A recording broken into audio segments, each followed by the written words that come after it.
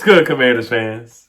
Left hand high. It's like, nah. But, hey, huge win, man. Terry McLaurin, he's a dog. He is a dog. He's got that dog in him. I'm telling you, Moss Stephon Gilmore. Moss that man. Climb the ladder and Moss that man. Same thing against Jair Alexander last week. Back-to-back weeks. In his hometown. He's from Indianapolis. He's from Indiana. His dad took him to games. They had a Colts jersey on Marvin Harrison.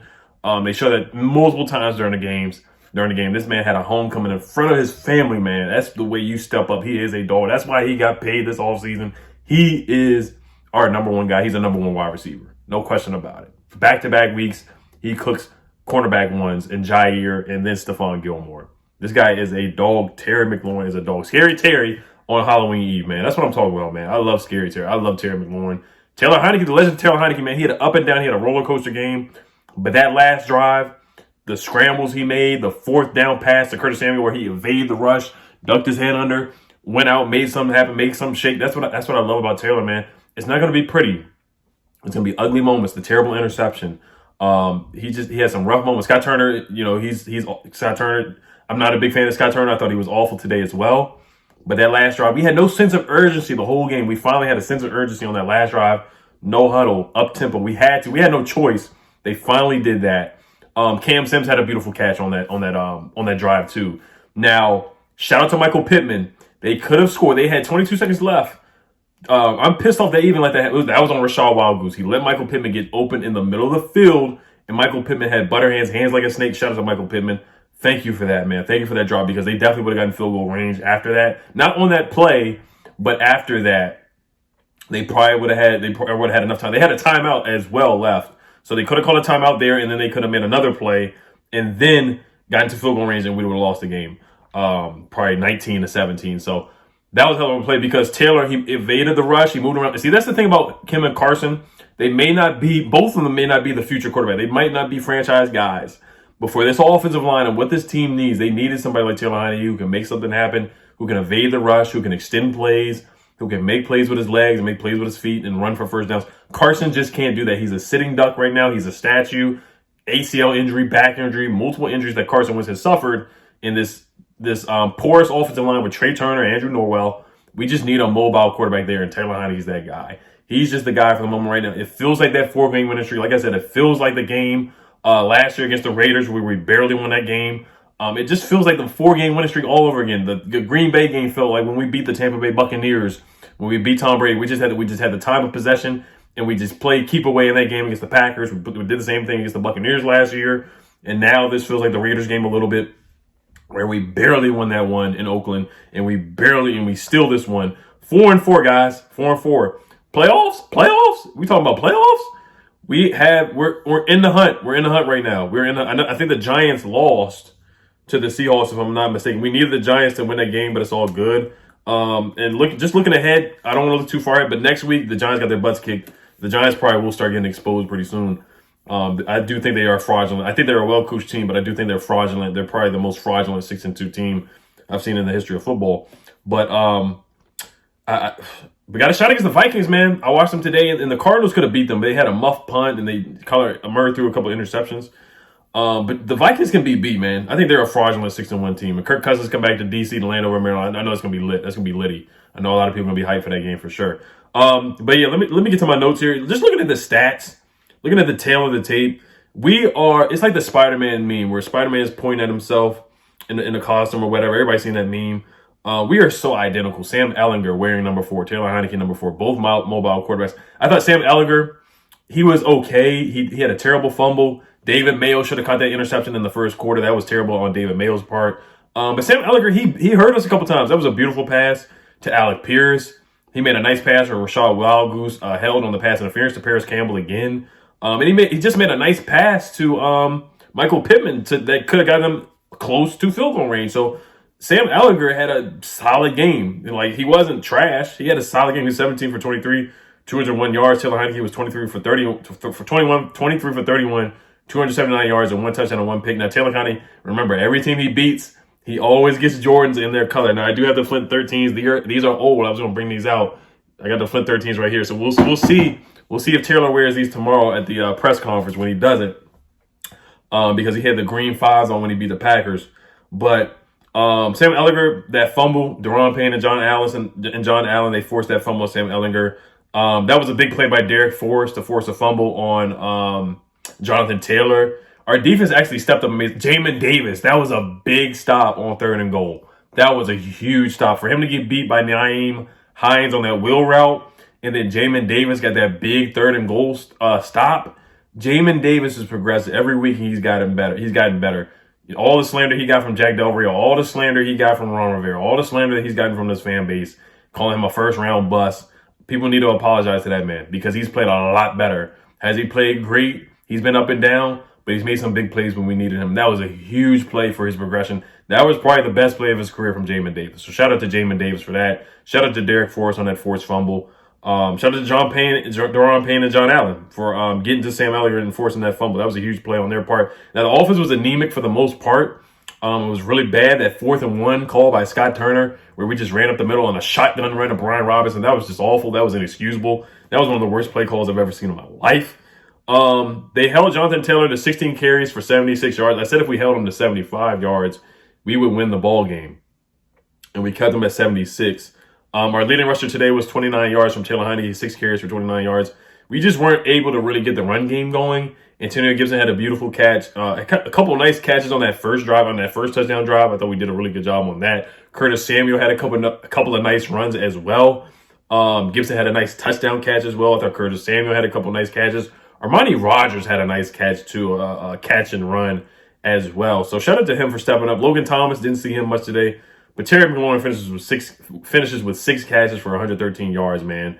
I really wish he could have punched that in for a touchdown, but it's a good thing that we kind of let the clock run down a little bit, so we only had 22 yards. Now, no shade at Carson, but Carson had the ball on the 1 or 2 yard line. We couldn't punch it in. Taylor Heinicke just runs up the middle. It's different. I know it may be apples to oranges. Carson not punching it in against the Titans. He didn't have a timeout, but Taylor Heinicke was able to convert there. So, like I said, no shade against Carson. It is what it is.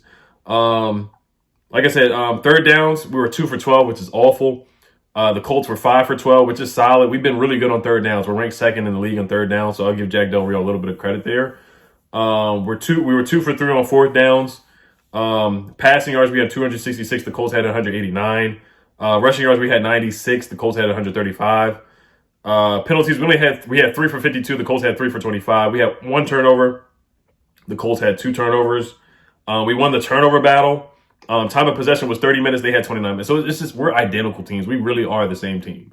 We are so similar. Like, they have really good defensive playmakers. We have good defensive playmakers. I feel like both teams could possibly be a legitimate quarterback away from being contenders or really competitive. And you can say the same thing for the Colts. They got Jonathan Taylor. Michael Pittman's a good receiver. Paris Campbell's good too, man. They got some good receivers. They do. I like their receiving core. They're solid. As far as the defensive department, Cam Crow had a big hit on, I think it was Jonathan Taylor or Michael Pittman. That was beautiful, but from Cam Crow. Bobby McCain made a couple good plays. 1 tackle for loss. He did get beat, though. He didn't help.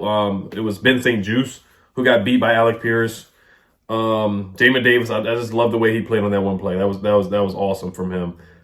We just didn't get a lot of pressure on the quarterback. We did here and there. But Sam Ehlinger did a really good job of evading the rush for sure. Who got Deron Payne got a sack. Forgot who else got the other sack. But I'm going to look at my notes real quick and I'm going to wrap it up here. I got to watch this Wizards game. They're getting the butts kicked right now.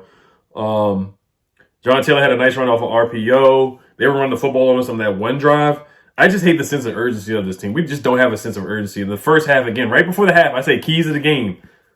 Ron Rivera and clock management. Once again, he lets too much time run off the clock. Taylor did almost run for a first down, but they called him down right before the first down marker. And then it's 3rd and 1 or whatever, and then we drop him back, and he throws a lollipop pass and almost gets intercepted. The guy dropped it. Kenny Young, whatever his name is. Terry McLaurin had a nice 42-yard catch and run. That was a nice play from him. Antonio Gibson and Curtis Samuel were used in the run game a little bit. Ron didn't use his timeouts. I just talked about that before the end of the first half. Did not use his timeouts at all. Let the clock run. No sense of urgency. Where we actually were moving the football. Taylor was moving the football a little bit before the end of the first half. There was a screen pass to Terry McLaurin for a -7 yards. Jonathan Taylor had a couple nice runs up the middle before the half. The 4th one, Scott Turner called the shotgun to Brian Robinson up the middle. That was stopped. That was a terrible play call. Derek Forrest forced the fumble. I already talked about that. Paris Campbell had a screen pass that went for like 20 yards or something like that. Taylor Heinicke with that interception. His arm did get hit, but no excuses. Like, even if his arm didn't get hit, he was thrown into a lot of traffic and a lot of trouble. So it probably would have got picked off regardless. Heinicke, that 4th and 6 to Curtis Samuel, where he evaded the rush, made some guys miss, juked a couple guys, led to Taylor Heinicke, threw it up to Curtis Samuel, and that was a first down. That was beautiful because if he didn't get that, the game would have been over. The game would have been over. No urgency on the drive for the field goal. Where we got the field goal. I thought we just took a little too much time off the clock. I mean, it was 6 minutes to go, but still, like, we just had no sense of urgency. It looked like we had another quarter left, and we didn't. The game went by really fast, too. Like, it was such a low-scoring game. It was 7-3 at halftime. We were just running the ball. It was a bunch of 3-outs, 3-and-outs. Tressway punted the ball a couple times. Their punter punted the ball a couple times as well. J.D. McKissick slipped on that 3rd and 2.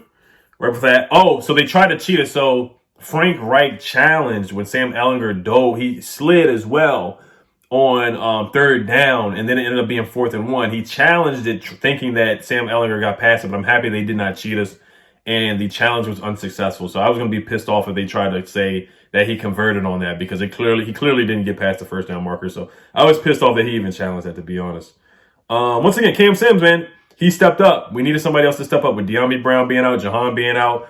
We might get Jahan Dotson back next week. We might get Chase Young back next week. We might get Cole Turner back next week. We might get some guys back, man. We might get some guys back next week against the Vikings. So I'm intrigued, man. I'm intrigued to see what Taylor can do with Jahan Dotson as well, with a full arsenal of weapons.